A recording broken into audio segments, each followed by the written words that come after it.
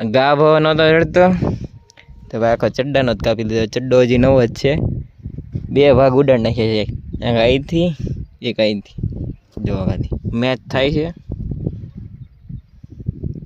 ઉપાડ લીધો ભાઈ ગાભો મારો તો હું ચડ્ડાને ગમે એને મૂકવાનું જ નહીં, શર્ટે ફાડીને મારી દઉં એવું છે ભાઈ. એટલે ગમે વસ્તુને તમે પસંદ કરો એટલે એને કુરબાની તો દેવી પડે થોડી. હેલો યુટ્યુબ ફેમિલી, સ્વાગત છે તમને મારા નવા વ્લોગમાં. કેમ છો મિત્રો? આઈ હોપ કે તમે બધા સારા રહેશો. મસ્ત મજાની સવાર થઈ ગઈ છે, સૂરજ દાદા ઉગી ગયા છે મસ્ત મજાના. આ રોપ તમે જોવો છો એ ફુલેવરનો છે, કાંઈ ભાવ નહોતો એટલે ખૂતાડ્યો નહીં. અને આમનામ કેરામાં ને કેરામાં પૂરો થઈ ગયો. આમ જોવો ખાલી એવું બધું છે. અહીંયા ખેડૂતને આમાં વધે હું એટલે આમનામ રાવા દીધો છે કેરામાં ને કેરામાં. તમે જોવો ખાલી આ જે સાઈટું હતું એમાં ને એમાં એક છોડવો થઈ ગયા. તમને બતાવું તો વિચાર કરો, વાડીમાં તો ખૂતાડ્યો તો મસ્ત થાય, પણ આ બધા છોડવા આમનામ રાવા દીધા છે. કારણ કે ભાવ રહેવાનો નથી, એને કંઈ વાડીમાં ખૂતાડીને કંઈ ફાયદો નથી એવું બધું છે. એટલે આમનામ રાવા દીધા. એટલા બધા કેરા હતા તો આ બધા ખેંચીને પાળો કરી દીધો છે. તો હવે આને કાઢીને પાળે નાખી દે તો કાંક હવે ઉનાળો આવે છે તો કાંક કરશું ને. હવે ખેડૂતને તો એવું છે ને મિત્રો, એક બકાલાનો કાંઈ ભાવ જ નથી. એક બકાલું મને એવું કોમેન્ટ કરો કે જેનો ભાવ હોય, એકેનો ભાવ જ નથી. એટલે આમાં ક્યાંક કોબી લીધી છે, આમ જો વીઘા ઉપરનામાં છે કોબી. આમાં ક્યાંક લીધી ને બાકી આ બધું આમનામ છે. જો એવું નથી કે પાણી છે નથી, એમ પાણી એવું નથી કે ખૂટી ગયું, પાણી છે પણ નથી પાતા. અને ઓલી સાઈડ ફુલેવર હતો, કોને ખબર એમાં શું વાંધો આવ્યો કે ભાઈ આખો પીળો થઈ ગયો. એટલે આમાં બકાલામાં એવું છે ને મિત્રો, તમે થોડીક ભૂલ કરો, જો કદાચ પાવામાં અથવા ખાતર નાખવામાં અથવા દવા છાંટવામાં થોડીક પણ ભૂલ કરો એટલે તમારો પાક આખો ફેલ. અમારે ખેડૂતને તો ભાઈ જુગાર જ રમવાનો હોય આમાં. આ તમને દેખાડું, જો હું બોલ્યો તો એ ફુલેવર જો પીળો થઈ ગયો આમનો. આ તમને દેખાય એક કાપ્યો નથી. આમ જો આમને આખી લાઈન લઈને આમ જો આ બધું તમને દેખાય, બધા ફુલેવર છે આ રીતના. જો આ લીધો ને એ એકવાર ભૂલ થોડીક થઈ ગઈ પાવામાં કે દવા છાંટો શું છે એ ખબર ના, કારણ કે આપણો નથી. એટલે આમનામ જો બધો પીળો થઈ ગયો તો પછી આમનામ રાવા દીધો. અવાજ આવતો હોય તો આ બધું ફૂંકાઈ ગયું છે, કકડું થઈ ગયું છે.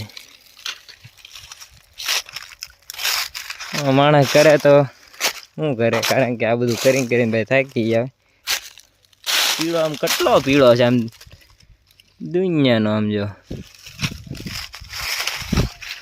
એકે બકાલામાં કે એકે પાકમાં ભાઈ સફળતા નથી મળતી અમારા ખેડૂતને, એવું છે. કાલના બ્લોગમાં તમે જોયું છે આપણે નવા ચવડાનું મુહૂર્ત કર્યું.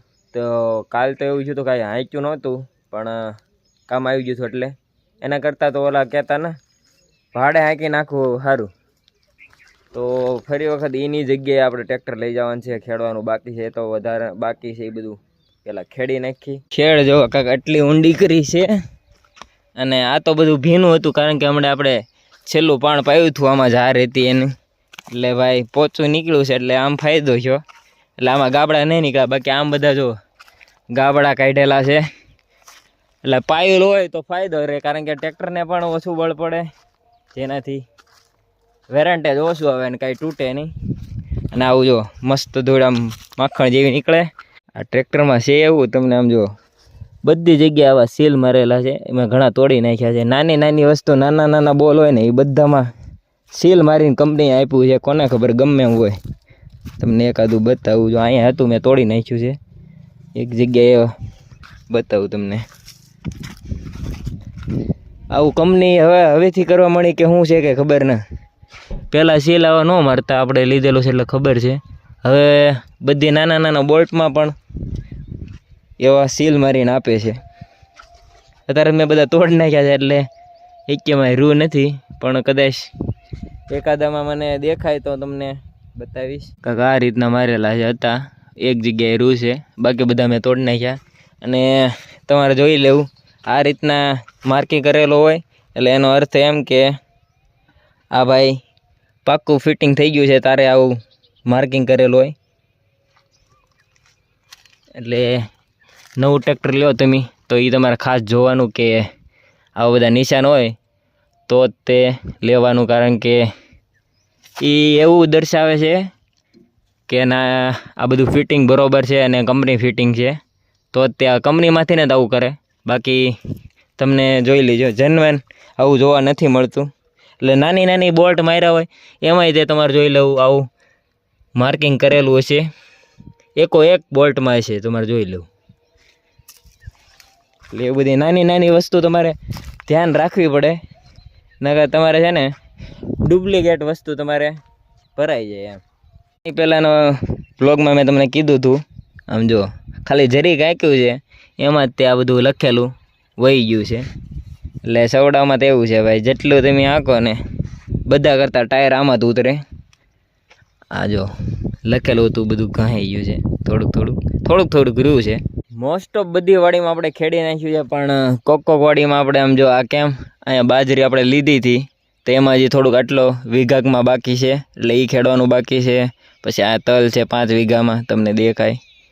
એનો હું ટૂંક જ સમયમાં વ્લોગ બનાવીશ, ઘણા ટાઈમથી બનાવ્યો નથી એટલે એમાં એમ છે. પછી અહીંયા થોડીક જાહેર છે, એની આગળ થોડાક આપણે ધાણા કરેલા છે, એની પાછળ થોડીક જગ્યા છે એ ખેડવાનું બાકી છે, અને આ થોડુંક ખેડી નાખ્યું છે.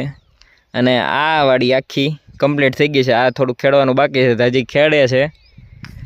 એટલે ભાઈ અડધું કામ મૂકીને ક્યાંક વહી ગયા છે, ખેડવાનું બાકી છે. મને તો હજી બધું ન આવતું, હું બધું ધીરે ધીરે આપણે પણ ખેડશું. અને અહીં જો વચ્ચે અહીંયા થોડુંક ખાલી રાખ્યું છે, એમ બધી જ વાડીમાં થોડીક જાહેર છે અને એવું બધું છે. અને થોડીક જગ્યા હોય એમાં ખેડી નાખ્યું છે, અને થોડુંક બાકી રાખ્યું છે. હવે કારણ કે સાવડા લીધા છે એટલે હવે થોડાક દીમાં ખેડી નાખવું પડશે, કારણ કે હવે ચોમાસું બહુ વાર નથી. ખેડશું તો કાંક ચોમાસામાં કાંક સારો પાક થાય, બાકી નકર તમારે એમાં ખડ જ થવાનું છે. અને એની સાથે સાથે તમારે એમાં ખાતર પણ વધી જાય અને દવા છાંટવાની વધી જાય, એના હિસાબે પાક બરાબર સારો થાય નહીં. અને એ તમને એમ લાગે એ જમીનમાં જ ગળતો જાય, એ ભાઈ એની ગ્રોથ સારો ન થાય. આ આપણે અલગથી 2 વસ્તુ નખાવી પડશે, કારણ કે આમાં પેટી નથી, જે આપણે બધા પાના ને એવું બધું નાખવાનું હોય એ નખાવાની બાકી છે. સાથે સાથે આ છત્રી પણ નહીં હાલે, કારણ કે આનું સિલાઈ એ રીતના છે ને કે 1-2 દીમાં થોડાક ટાઈમમાં આ બધું ઉખડી જાય એમ છે, હાવ સાદું સિલાઈ મારેલી છે. અને સાથે સાથે એ નખાવી પડશે. અને આની પાછળ એક કીટ આવે જેને કારણે આપણે ટ્રોલી જોડી શકાય, એ અહીંયા લાગે, તમને ખબર જ હશે. એ પણ નખાવાનું બાકી છે, એટલે એકાદું દી ટાઈમ મળે એટલે એ બધી વસ્તુ નખાવવું પડશે. તમને કહી દઉં, આ સાઈડ ગેર છે ભાઈ, એટલે એક સારી બાબત છે. ને આમાં ન્યુટ્રલ થાય એટલે તમારું ટ્રેક્ટર શરૂ ન થાય, એટલે એક પોઝિટિવ બાબત કહી શકાય. હમણાંથી જ તે આવે છે કે પહેલેથી આવે એ નથી ખબર. અને સાથે સાથે આ લાઇટો તમને દેખાય, આ હલકી છે, એટલે આને આપણે કાંઈક લોખંડની એવું ફ્રેમ કરવી પડશે જેનાથી એ સેફ્ટીમાં રહે અને સારી રીતે, નકર તૂટી જાય. મને એવું લાગે થોડાક ટાઈમમાં એ તૂટી જાય, એટલે બહુ હલકી છે. છોકરા રમતા હોય એટલે આમાં હવે પહેલાં લોખંડની કાંક ફ્રેમ નખાવશું. સીટ કવર ને એ બધું નખાવવું પડશે. સાથે સાથે આની ઉપર એક કવર આવે એ પણ નખાવવું પડશે, કારણ કે આપણે જો શોભાયાત્રામાં આપણે મૂક્યું હતું, આની પહેલાં તમે વ્લોગ જોયો હશે, એના હિસાબે આ તમે જો ડાઘા પડી ગયા છે. કારણ કે અત્યારના બધા જ ગુલાલ ને કંકુ આવે છે એ બધા કેમિકલના આવે છે, એના હિસાબે આ બધા ડાઘ પડી ગયા છે. એટલે આ બધા જવાના તો નથી, એટલે પરમાનન્ટ આનું લાગી ગયું એમ કહી શકો ભાઈ. પણ આનું શું કરવું હવે, તો જાય નહીં તો શું કરું. એટલે આ કેમિકલના હિસાબે આ ડાઘા પડી ગયા છે, આ જાહે નહીં. તો હવે આપણે આની ઉપર એવું કાંક કરશું કે જેનાથી ડાઘા બતાય નહીં. એટલે આની ઉપર હવે કવર નાખશું, ત્યારે કાંક મેળ આવશે. નકર બધા ડાઘા બતાય, આમ જો કેટલો ખરાબ લાગે, જાતાય નથી. અત્યારના કંકુ ને ગુલાલ આવા આવે છે કેમિકલવાળા, તો વિચાર કરો એ શરીરને કેટલું નુકસાન કરતા છે. ને સાથે સાથે આમ જો ગાભ નહોતો ચડતો તો ભાઈ આખો ચડ્ડાનો જ કાપી લીધો. ચડ્ડો હજી નવો જ છે, 2 ભાગ ઉડાડ નાખ્યા છે, એક અહીંથી એક અહીંથી. જોવાથી મેચ થાય છે, ઉપાડ લીધો ભાઈ. ગાભો મારો તો હું ચડ્ડાને ગમે ને મૂકવાનું જ નહીં, શર્ટે ફાડીને મારી દઉં એવું છે ભાઈ. એટલે ગમે વસ્તુને તમે પસંદ કરો એટલે એને કુરબાની તો દેવી પડે થોડી. તડકો સામેથી પડે, ઓલી સાઈડનું હોત ને તો આમ જોવાની તમને મજા આવે. આમાં તડકો પડે એટલે બરોબર બતાય નહીં. અને એવરેજની વાત કરું ને તો ટૂંક જ સમયમાં આપણને ખબર પડશે કે શું એવરેજ આપે છે. મેન વસ્તુ તો આપણે ખેડૂત માટે એ જ છે. અહીં ભાઈ લખ્યું છે, આમ તમે જુઓ તો લખ્યું છે સબસે કમ તેલ કી ખપત. બધા કંપનીવાળા ભાઈ આવું લખેલું આપે જ છે. અને સાથે સાથે એમ પણ લખ્યું હોય પાવર સ્ટેરિંગ છે, એવું ભાઈ કંપનીવાળા લખીને આપે જ છે. અને ફૂલ કરાવીને આવ્યા હતા ને ભાઈ એટલું પીધું છે તમે જુઓ, અને એટલું હાલ્યું છે.